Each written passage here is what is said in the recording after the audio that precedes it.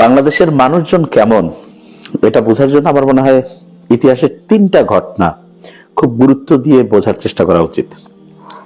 তার মধ্যে আমার যেটা মনে হয় প্রথম যে জিনিসটা সবচেয়ে বেশি গুরুত্ব দেওয়া উচিত সেটা হচ্ছে যে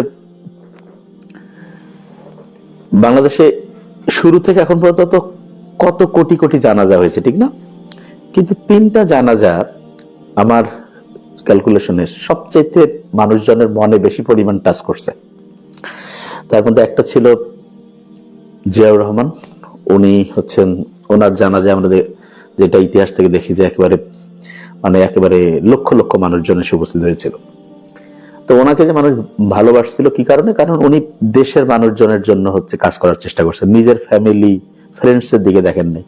উনি চিন্তা করছে যে দেশের মানুষজন যাতে করে একটা স্বাধীন সার্বভৌমত্ব সম্মানের সাথে সামনে আগায় যেতে পারে, এইরকম করার জন্য যে যে পরিকল্পনা নেওয়া উচিত সেইটা। তার মানে উনি সততার সাথে কাজটা করার চেষ্টা করছে, নিজে কোন রকমের 2 নম্বরই করে ফ্যামিলি ফ্রেন্ডস এদের টাকা পয়সা হ্যান ত্যান বাড়ানোর দিকে ফোকাস করেনি। ওনার মূল ফোকাসটা ছিল দেশের মানুষের যাতে উন্নতি হয় এরকম করে কার্যক্রমগুলো পরিচালনা করা। এবং খুব ইন্টারেস্টিং জিনিস, উনি যখন যে আমরা শহীদ প্রেসিডেন্ট জিয়াউর রহমানই বলি, কারণ ওনাকে যদিও এটা যে অনেকে আবার বিতর্ক করতে পারে, কিন্তু ঠিক আছে, উনি ওনার কাছ সম্বন্ধে যেটা শুনছি আমি, যে উনি ভালো মানুষ ছিলেন। এবং এটার প্রমাণ ওনার জানাজায় লক্ষ লক্ষ মানুষ কিন্তু কোনো টাকার লোভে বা কোনো কিছু লোভে আসেন নাই, মন থেকে আসছেন। তাহলে এটা বোঝা যায় যে বাংলাদেশের মানুষজন যদি বুঝতে পারে যে এই লোকটা দেশের জন্য কাজ করতেছে, এই লোকটার নিয়াত পরিষ্কার, তাহলে কিন্তু দেশের মানুষজন সেটার ইনস্ট্যান্ট রিটার্ন দেয়। এবং এখন পর্যন্ত যে বিএনপির এই যে দলটা যে টিকে আছে, এটা কিন্তু ওই কৃতজ্ঞতাবোধ মানুষের, যে না ঠিক আছে, যে এই দলের যিনি যে একেবারে বলা যেতে পারে যে প্রতিষ্ঠাতা, উনি ভালো মানুষ ছিলেন। এবং ওই যে একটা মানুষের ওইটার সাথে যে কানেকশন, সেইটার কারণে দেখা যাচ্ছে যে ওই দলের প্রতি মানুষের একটা আন্তরিকতা রয়েছে, মানুষের একটা ভালো লাগা আছে। এরপরে যেটা আমরা দেখি সেটা হলো যে, যদি খেয়াল করে দেখি যে আল্লামা দেলোয়ার হোসেন সাঈদী যে রয়েছে, ওনার যে ইয়াটা রয়েছে, যে ওনার জানাজাতে, যদি ওনার জানাজা ঢাকায় হয়নি এবং ওই সময় সরকারের পক্ষ থেকে একটা বড় রকমের বিধিনিষেধ ছিল, কিন্তু তারপরেও ওনার জানাজা থেকে দূর দূরান্ত থেকে লোকজন আসছে। কি কারণে? কারণ মানুষজন বুঝতে পারছে যে ওনার কথার মধ্যে সততা ছিল। উনি তো প্রধানত ছিল ইসলামী বক্তা, তারপরে রাজনীতিতে গেছেন, কিন্তু রাজনীতিবিদ হওয়ার কারণে ওনার প্রতি যে মানুষের আকর্ষণ সেটা না, মূলত ওনার প্রতি আকর্ষণটা ছিল যে উনি ইসলামের মূল কথাগুলো, সত্যি কথাগুলোকে ঠিকভাবে বলতো। তার মানে কেউ যদি ঠিক কথা বলে, এইটার একটা আলাদা শক্তি আছে।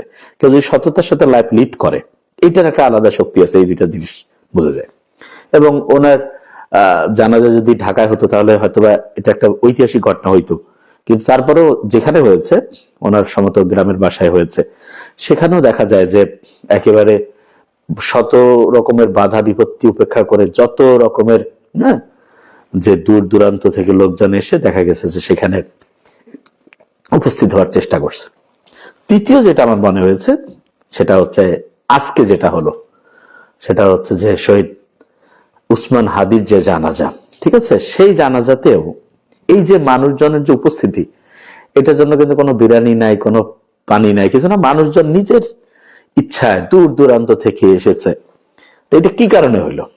উনি তো এমন না যে কোনো সুযোগ সুবিধা পাওয়া যাবে না, ওনার কোনো দল বা কিছু না। মূল ব্যাপারটা মানুষজন অন্তরে টাচ করছে কেন, যে হ্যাঁ ঠিক আছে, ইনি আমাদের যে সাধারণ মানুষজনকে নিয়ে চিন্তা করছে, এবং উনি যে কাজটা করছে নিজের স্বার্থের জন্য বলে, মানুষের জন্য করছে। তা আমার খুব পছন্দের একজন স্যার, মুসা স্যার, উনি বলে যে নাবিল, কেউ যখন মানুষের জন্য কাজ করে, দেশের মানুষজন উদার হাতে দেয়। তাই এটা আমার তখন মনে হচ্ছিল স্যারের এই কথাটা, যে আসলে একদম ঠিক। কেউ যখন মানুষকে তার যে কল্যাণের জন্য, মানুষকে যে ভালো জীবনের দেওয়ার জন্য চেষ্টা করে, তখন যত মানুষজন এটা বুঝতে পারে তত ওইটার সাথে কানেক্টেড হয়। তো এই 3টা ঘটনা থেকে যত রাজনীতিবিদ আছে, সাধারণ মানুষ আছে, প্রত্যেকের এই জিনিসটা মাথায় নেওয়া উচিত, যে আমরা যদি মানুষের জন্য সত্যিকারে কাজ করি, তাহলে যে মানুষজন আমার মৃত্যুর পরে আমার যে জানাজা হবে, এটা তো হবে, ঠিক না? বা এক কথায় যেই ধর্মেরই হোক, তাকে তো মানুষ সম্মান করতে, শেষ শ্রদ্ধা জানাতে আসবে। সেইখানে বোঝা যাবে যে আমার প্রতি আসলে মানুষজনের দরদ, আমার প্রতি মানুষজনের যে ওটাকে বলে যে ভালোবাসা কেমন ছিল, এটা কিন্তু তখন বোঝা যায়। তো এই জন্য সবাইকে আমি বলবো যে মৃত্যুর এই পরের ঘটনাটা আগের থেকে আমাদের চিন্তা করা উচিত। এবং এক্ষেত্রে আমার একটা ঘটনা মাথায় আসলো, যে একজন মনে হয় একটা পেপার পড়ছিল, তো ওই পেপারের মধ্যে দেখতেছে, যে পেপার পড়ছে তার পেপারের মধ্যে দেখতেছে যে তার মৃত্যু হচ্ছে যে দিবস, হ্যাঁ মানে তাকে হচ্ছে যে সে যে পেপারটা পড়ছে সেই পেপারের মধ্যে আছে যে ওনার হচ্ছে যে মৃত্যু ঘটেছে আর কি, উনি মারা গেছে। তা মানে বুঝাতে পারিনি, সহজ করে বলি, মানে একটা পেপারের মধ্যে একজন পড়তেছে যে এই লোক মারা গেছে। ধরা যাক যে আমি পেপারে পড়লাম যে ডক্টর নাবিল মারা গিয়েছে, অথচ আমি জীবিত। তারপর আমি পেপারে ফোন দিলাম, ফোন দিয়ে বললাম যে আপনারা যে তথ্য দিয়েছেন যে ডক্টর নাবিল মারা গিয়েছে, এটা কিভাবে দিলেন? বলছে যে এটা হচ্ছে ওনার এক বন্ধু, ওনাকে হচ্ছে একটা ওটাকে কি বলে যে কয় না যে একটু চমকে দেওয়ার জন্য, সারপ্রাইজ দেওয়ার জন্য এরকম মজা করে এটা করছে। তা আপনারা মজা করে এটা বলছে যে বন্ধুর সাথে কথা হয়েছে এই জন্য বোধহয় দিয়েছে। তা এই খবরটা জানার পরে মানে ওই যিনি পড়তেছেন তিনি তখন কি করলেন, চিন্তা করলেন যে আচ্ছা ঠিক আছে, যে দেখি তো এখন আমার মৃত্যু হয়েছে, এখন আমার সম্বন্ধে মানুষজন কি বলে। তখন সবাই এখানে ইয়া করতেছে যে যিনি মারা গিয়েছেন তিনি হচ্ছেন যে সারা পৃথিবীতে সবচেয়ে বিধ্বংসী অস্ত্র বানিয়েছে। ওই যে ডিনামাইট নাম শুনছিলাম না, ওই ডিনামাইট আবিষ্কার করছিল। তা ওই লোকের নাম ছিল আলফ্রেড নোবেল। উনি তখন ওই চিঠিটা পড়ে এমন মানে ওই খবরের কাগজে ওই ঘটনাটা পড়ে এমন ভাবে হচ্ছে উনি চিন্তা করলো যে আচ্ছা আমি তার মানে সত্যিকারে যদি আজকে মারা যেত আমার সঙ্গে তাহলে এটাই লেখা হইতো না যে আমি হচ্ছে যে ডিনামাইট আবিষ্কার করছি এবং এইটার কারণে হচ্ছে যে ধ্বংসযজ্ঞ হইতে পারে, মানুষজনের ক্ষতি হইতে পারে, পরিবেশের ক্ষতি হইতে পারে। তখন উনি চিন্তা করলো যে ঠিক আছে আমি এমন কিছু করে যাবো যাতে আমার মৃত্যুর পরে আমার সম্বন্ধে মানুষজনের যে ধারণা এটা যাতে চেঞ্জ হয়। কিভাবে হইতে পারে? উনি তখন একটা কাজ করলো, সেটা হলো যে উনি একটা ফান্ড তৈরি করলো যে আমার মৃত্যুর পরে উইল করে গেলাম যে আমার যত সম্পত্তি আছে সব কিছু হচ্ছে একটা ট্রাস্টের মধ্যে যাবে এবং এই ট্রাস্টের যে টাকা পয়সা আসবে সেই টাকা পয়সা থেকে প্রত্যেক বছর কয়েকটা সেক্টরে যারা মানুষের কল্যাণের জন্য কাজ করবে তাদেরকে হচ্ছে যে পুরস্কৃত করা হবে এবং ওই পুরস্কারটা কিন্তু পরবর্তীতে নোবেল প্রাইজ হয়ে গেল। তা আমরা অনেকে হয়তো জানি না যে নোবেল প্রাইজটা আসলো কিভাবে আর এই ঘটনাটার পিছনের ইতিহাস কি। আমি সবসময় বলি যেন খুব ভালো ঘটনা হওয়ার পিছনে অনেক সময় ছোট্ট একটা খারাপ ঘটনাও থাকতে পারে, যদিও এটা মজা করে করছে কিন্তু এটা থেকে শেখার আছে। এই যে তিনজনের জীবন থেকে আমরা কি শিখলাম? শহীদ প্রেসিডেন্ট জিয়াউর রহমান, আল্লামা দেলোয়ার হোসেন সাঈদী, শহীদ ওসমান হাদি ভাই, এই তিনজন ভিন্ন ভিন্ন সময় বাংলাদেশে মারা গিয়েছে এবং শেখার বিষয় যে ওনারা কিন্তু ব্যাংক ব্যালেন্স করে যান নাই, মানুষজনকে কোনো মানে কি করেছেন উনি, মানুষজন সত্যি কথা বলছেন, দেশের মানুষের কল্যাণের জন্য কাজে লাগে এরকম জিনিস চেষ্টা করছেন এবং এটা যখন দেশের মানুষজন টাচ করতে পারছেন তখন মানুষজন তাকে নিজের পরিবারের মনে করছেন। তার মানে এই স্লোগান দিয়া আর হচ্ছে ওইটাকে কি বলে ঘুষ 2 নাম্বারই টাকা পয়সা দিয়ে আসলে আপনি মানুষের সত্যিকার অর্থে মন টাচ করতে পারবেন না। মানে জোর করে হচ্ছে কাউকে আপনি ওই যে ইয়া করতে পারবেন না যে ঠিক আছে পাওয়ার দিয়ে আপনি হচ্ছেন একটা প্রতিষ্ঠানের একটা মালিক হয়ে গেছেন। হ্যাঁ, যেদিন আপনি মারা গেলেন ওই প্রতিষ্ঠানের লোকজন যাক অন্তত 3 দিন শোক দিবসে রিল্যাক্স করা যাবে, কিন্তু সত্যিকার অর্থে আপনার মন থেকে কেউ ভালোবাসবে তখন যখন আপনি সত্যি ভালো মানুষ হবেন। এবং ভালো মানুষ হওয়া কিন্তু খুব কঠিন কাজ না। ভালো মানুষ হওয়া মানে কি, আমি যেটা বুঝি মোহাম্মদ সাল্লাল্লাহু আলাইহি ওয়াসাল্লাম বলছে যে ভালো কাজ কি, বলছে ভালো কাজ হচ্ছে ওইটা যেটা আমি নিজের জন্য কল্যাণকর মনে করি, অন্যের জন্য সেইটা কি কল্যাণকর মনে করি, সেটা হচ্ছে ভালো কাজ।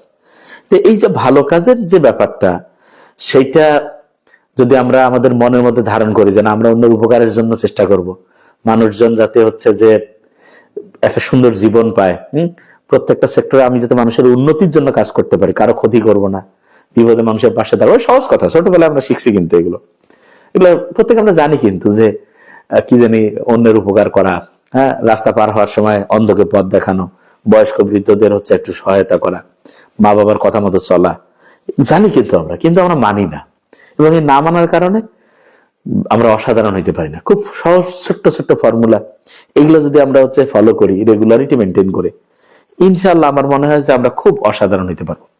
আর প্রত্যেক মানুষকে আমরা বলি যে যারা বেশ করে খারাপ, আসলে মানুষ তো কেউ খারাপ হয় না, প্রত্যেকে ভালো মানুষ, পরিবেশ শয়তানের প্রয়োজনে মানুষ খারাপের দিকে যায়, তাদেরকে বলবো যে দেখেন আপনারা চিন্তা করে দেখেন যে আপনার জীবনটা তো মৃত্যু যে কোনো সময় আসতে পারে। ওসমান হাদি 2 দিন আগে ছিল না, মারা গিয়েছে সে, কিন্তু মানুষের মনে ইতিহাস যতদিন থাকবে বাংলাদেশে উনি থাকবেন।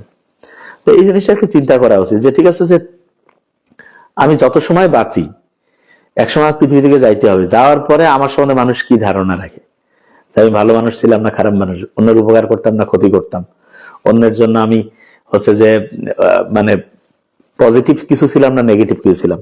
এই জিনিসগুলো আমার মনে হয় প্রত্যেকের চিন্তা করা উচিত। এবং তার সাথে যেটা জিনিস মাথায় নেওয়া যায় সেটা হচ্ছে যে রাজনীতিবিদ যারা আছেন খেয়াল রাখতে হবে যে আমি তো বলি তো প্রত্যেকের রাজনীতিতে যোগ থাকবে কিভাবে, সরাসরি এই যে মাঠে ময়দানে গিয়ে মিছিল করার দরকার নেই, যার যেই কাজটা আছে সেই কাজটা সেরাভাবে করা, ন্যায়ের পক্ষে দাঁড়ানো, অন্যায়ের প্রতিবাদ করা, এইটা হচ্ছে মূল ফ্যাক্টর। এবং যেটা আরেকটা জিনিস খেয়াল করতে হবে যে যারা রাজনীতিতে এই যে বিভিন্নভাবে বিভিন্ন ভোটের মধ্যে নির্বাচিত হতে চান, খেয়াল রাখেন যে আপনি যদি আল্লাহ না করুক একজন বলছে হুইজ ডক্টর নাবিল, আমি হচ্ছি ডক্টর নাবিল, এটা মনে রাখার জন্য বললাম, যে আমি উদাহরণটা বোঝানোর জন্য বললাম। আচ্ছা, তাই জিনিসটা বলছিলাম যে মৃত্যুর পরে কিন্তু আপনার হিসাব দিতে হবে, এটার কিন্তু কোনো মানে হচ্ছে এদিক ওদিক করার সুযোগ নেই। আপনি আল্লাহর কাছে একটা দুইটা হিসাব হবে, একটা হচ্ছে আল্লাহর সাথে আপনার কি কন্ট্যাক্ট ছিল, আল্লাহর হকগুলো আপনি পালন করছেন কিনা, আরেকটা যেটা থাকবে সেটা কোনটা, সেটা হচ্ছে যে যেটা খুব ইম্পর্টেন্ট সেটা হলো যে আপনি খেয়াল করে দেখবেন যে আরেকটা যে জিনিসটা খেয়াল করতে হবে সেটা হচ্ছে আপনি বান্দার হকটা ঠিকভাবে পালন করছেন কিনা। এই দুইটা জিনিস যদি আপনি ঠিকভাবে দেখেন তাহলে হচ্ছে আপনি তাহলে হচ্ছে যে আপনি